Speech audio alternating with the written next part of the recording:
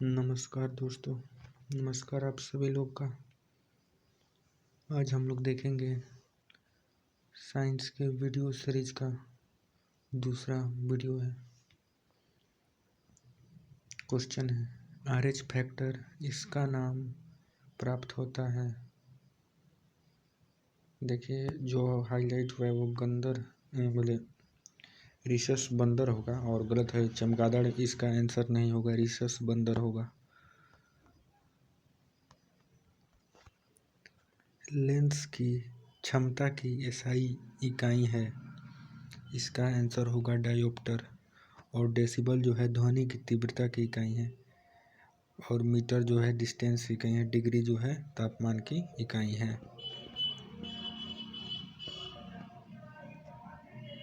चलिए दोस्तों आगे देखते हैं।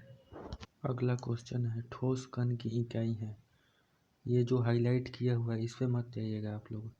ठोस कण की इकाई है रेडियन। और घन कोण जब पूछेगा घन कोण की इकाई है स्टेरेडियन। तो इसका जो राइट आंसर होगा रेडियन होगा।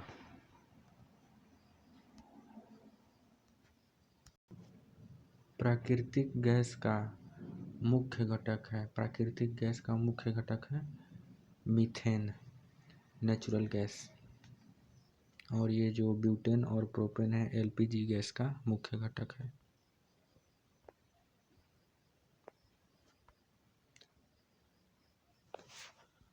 अगला प्रश्न है कैडमियम प्रदूषण किससे संबंधित है। कैडमियम जो है इटाई से। और मिनीमाता जो है पारा से संबंधित है। ब्लैक फुट रोग जो है ये कवक के कारण होता है। ठीक है। और ये डायलेक्सिया ये नीम की एक बीमारी है। किडनी से संबंधित बीमारी है डायलेक्सिया। बल्ब में निम्न में से कौन सा गैस प्रयोग किया जाता है। तो बल्ब में आर्गन गैस होता है। ठीक है।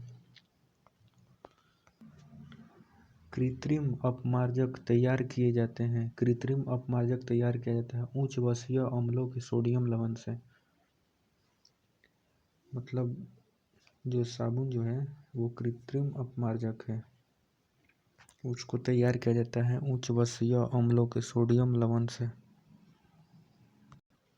अगला क्वेश्चन है ओजोन परत वायुमंडल की किस परत में पाई जाती है। तो ओजोन परत वायुमंडल की समताप मंडल में पाई जाती है। अधिकांश भाग समताप मंडल में ही होता है।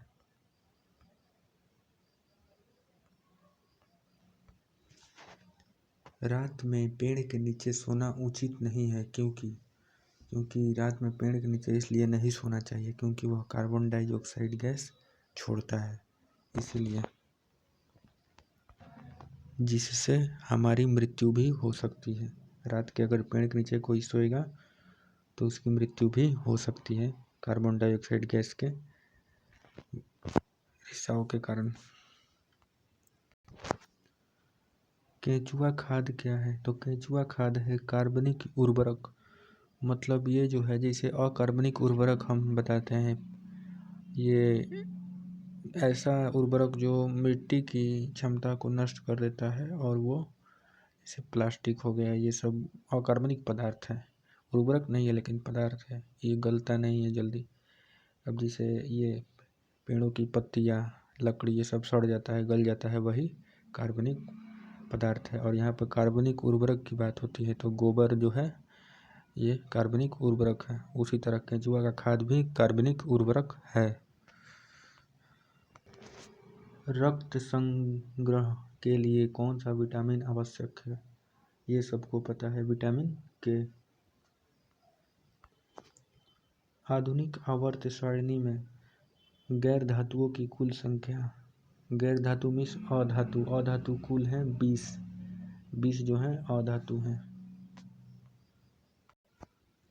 और धातुओं की जो कुल संख्या है वो है 91।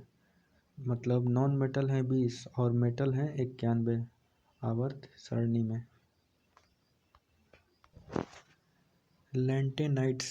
लैंथेनाइड्स किस ब्लॉक से संबंधित है। तो यह लैंथेनाइड्स F ब्लॉक से संबंधित है। और लैंथेनियम, ये लैंथेनियम जो है डी ब्लॉक से संबंधित है। लैंथेनॉइड एफ ब्लॉक और लैंथेनियम डी ब्लॉक। पारा की परमाणु संख्या है Hg, इसका सिंबल है। इसका पारा का परमाणु संख्या है 80। तत्वों को टॉयड्स के रूप में वर्गीकृत करने का प्रयास सबसे पहले किया था, ये किया था डोरबेरेनर ने। तत्वों को टॉयड्स के रूप में वर्गीकृत किया था। और न्यूलैंड्स ने सबसे पहले ऑक्टेव्स नियम दिया था। उसके बाद यहाँ पर मेंडलीफ जो है, ये आवर्त सारणी के जनक माने जाते हैं। मेंडलीफ, इनके समय में ज्ञात तत्वों की संख्या 63 थी। और मोजले जो है आधुनिक आवर्त सारणी के जनक माने जाते हैं, जो हाल ही में हम लोग जिसे नया आवर्त सारणी पढ़ते हैं ना, जिसमें 120 तत्व है टोटल, आधुनिक आवर्त सारणी ये मोजले ने दिया था। अगला क्वेश्चन है, ऑक्टेव सिद्धांत की तैयारी के दौरान न्यूलैंड द्वारा कितने तत्वों का वर्गीकरण किया गया था? तो ये 56 तत्वों का वर्गीकरण किया गया था न्यूलैंड के द्वारा। आ गया क्वेश्चन, मेंडलीफ की आवर्त सारणी में कुल कितने तत्व थे? तो मेंडलीफ की आवर्त सारणी में टोटल 63 तत्व ज्ञात थे। समूह 18 ग्रुप 18 में मौजूद तत्वों की संख्या है। तो इसमें टोटल 7 तत्व मौजूद हैं, जिसको शून्य वर्ग भी कहा जाता है। 18वें वर्ग को शून्य वर्ग भी कहा जाता है। प्रश्न है, मानव महिला में सबसे बड़ी सेल है। तो मानव महिला में सबसे बड़ी सेल जो है वो मादा अंडा है, फीमेल एग।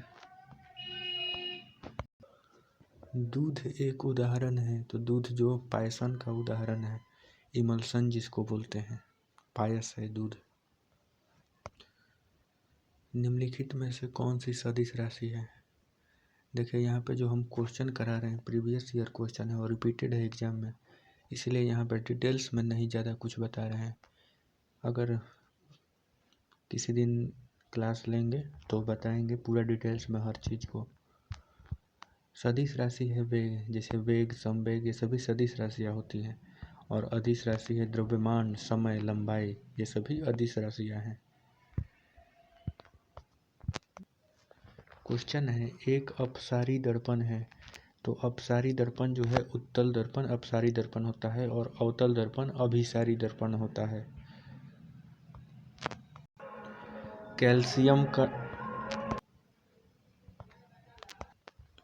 कैल्शियम कार्बाइड पर पानी डालने पर निम्नलिखित में से कौन सी गैस बनती है? तो एसिटिलीन गैस बनती है, जिसका प्रयोग वेल्डिंग मशीनों में किया जाता है। किस उपकरण के माध्यम से समुद्र की गहराई ध्वनि तरंगों के माध्यम से भेजकर मापी जाती है? तो इसका राइट आंसर है सोनार। सोनार से समुद्र की गहराई मापी जाती है। इनमें से कौन सा अनिषेक फलन है? तो केला जो है अनिषेक फलन है। केला, अंगूर, ये सभी अनिषेक फलन हैं। मूल रोम कहाँ से निकलते हैं? बहुत ही इंपॉर्टेंट क्वेश्चन है। Root here. मूल रोम जो है एपिडर्मिस से निकलते हैं। मूल रोम एपिडर्मिस से निकलते हैं। कैटेक्स के रूप में जाना जाता है। कैटेक्स के रूप में जेरोफाइट्स को जाना जाता है।